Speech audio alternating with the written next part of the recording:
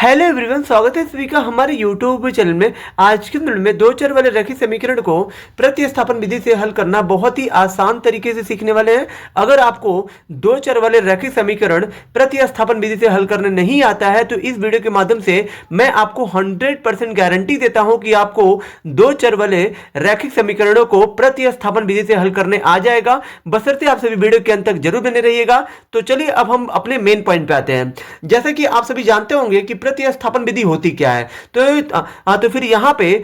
प्रतिस्थापन विधि दो चर वाले रैखिक समीकरणों को हल करने की एक विधि है, जिसके माध्यम से हम जो है दो चर वाले रैखिक समीकरण को हल करके x और y मतलब जो भी चर हो उनके मान हम लोग प्राप्त कर सकते हैं। जब भी आपको दो चर वाला रैखिक समीकरण दिया हो तो फिर आपको जो है पहला वाला समीकरण जो दिया हो, जैसे कि मान लीजिए पहला हमारा समीकरण दिया है 4x प्लस 2y बराबर 16, ये आपका इसको आपको समीकरण एक मान लेना है, ठीक है। और जो आपका दूसरा समीकरण दिया हो, जैसे कि हमारा दिया x माइनस 2y बराबर -1, इसको आपको समीकरण 2 मान लेना है, ठीक है। अब यहां पे आपको सिंपली से करना यह है कि आपको प्रतिस्थापन विधि में जब आप समीकरण 1 और 2 मान लेते हैं तो आपको इन दोनों में से किसी एक समीकरण को लेकर समीकरण 3 बनाना होता है। अब ये समीकरण 3 बनता कैसे है और ये समीकरण 3 होता क्या है, तो फिर यहां पे देखिए, यहां आपको क्या करना है, यहां पे आपको लिखना है यहां समीकरण,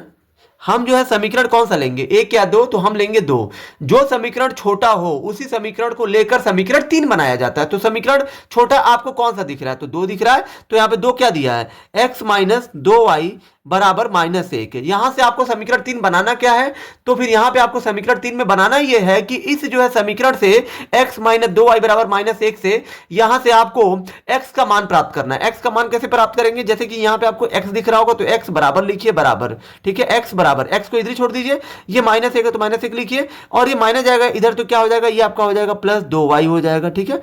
क्योंकि ये माइनस, क्योंकि सिर्फ हमें चाहिए इस जो है समीकरण 2 से, जो हमने समीकरण 2 लिया, सॉरी ये हमारा समीकरण 2 है, ठीक है। समीकरण 2 से हम क्या करेंगे, x का मान यहां से हम लोग निकालेंगे, तो यहां पे x बराबर लिख दीजिए, और इधर -1 तो है ही, तो -1 हो गया, ये -2y को भेज दीजिए इसके पास, तो फिर यहां पे x बराबर जो आपको ये दिख रहा है ना, यही आपका समीकरण 3 बन जाएगा, ठीक है। जो भी क्वेश्चन होगा आपको ऐसे ही करना है, समीकरण 1 या 2 को लेके वहां से आपको x का मान प्राप्त करना है, x बराबर निकालना है, x बराबर जो आएगा वही आपको समीकरण 3 मान लेना है। अब उसके बाद आपको क्या करना है, इसके बाद आपको समीकरण जो 3 बनाया है ना आपने, इस समीकरण 3 का मान आपको समीकरण 1 में रखना है, क्योंकि आपने समीकरण 2 को लेकर आपने समीकरण यानी कि 2 को लेकर 3 बनाया है, तो 3 का मान 2 में आपको नहीं रखना है, क्योंकि जिस समीकरण से आप समीकरण 3 बनाते हो उस समीकरण 3 का मान उसमें नहीं रखते हैं, उसको छोड़कर जिसको आपने अभी तक टच नहीं किया, जैसे कि हमने 1 से कोई छेड़छाड़ नहीं की है, तो 3 का मान 1 में रखा जाएगा। तो फिर यहां पे आपको लिखना है, यहां पे समीकरण 3 का मान समीकरण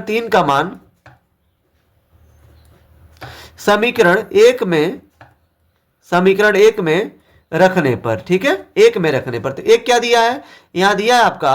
4x प्लस 2y बराबर 16, ठीक है। यहां पे 4 है ना, तो 4 है, यहां पे कुछ नहीं तो क्या है, गुणा है, 4 और x के बीच में यहां पे गुणे का चिन्ह होता है, ठीक है। x का मान क्या है, तो यहां पे 3 का मान आप 1 में रख रहे हैं, तो 1 तो आपका यही है, 3 का मान क्या है, तो 3 का मान है x बराबर -1 प्लस 2y, तो यहां पे x की जगह पे -1, ये वाला मान आपको रख देना -1 प्लस 2y, और यहां पे प्लस 2y और बराबर में 16 है तो 16 लिखिए। अब ये कोष्टक पहले आपको हल करना पड़ेगा, मतलब यहां पे 4 का गुणा पहले -1 में होगा तो -4 हो जाएगा, और यहां पे प्लस है तो प्लस 4 का गुणा 2y में करिए तो आपका हो जाएगा 8y, और प्लस यहाँ पे 2y है तो 2y, बराबर में 16 है तो 16 है, यहाँ पे 8y और ये 2y कितना हो जाएगा, y हो जाएगा, ये आपका हो जाएगा 10y, और ये 16 है, ये भी एक संख्या है तो -4 जाएगा, इधर हो जाएगा +4, 16 4 हो जाएगा 20, और यहाँ से हमें 10 से ये 20 कटेगा 2 बार में, यहाँ से हमें y के बराबर कितना मिल जाएगा, 2, यानी कि y का मान मिल गया, हमें 2 मिल गया, ठीक है। अब यहाँ पे हमें चाहिए अभी x का मान, क्योंकि सिर्फ हमें y का मान प्राप्त हुआ है। अब यहाँ पे y बराबर 2, इसको आपको रखना है किसमें, समीकरण 3 में, y बराबर 2 समीकरण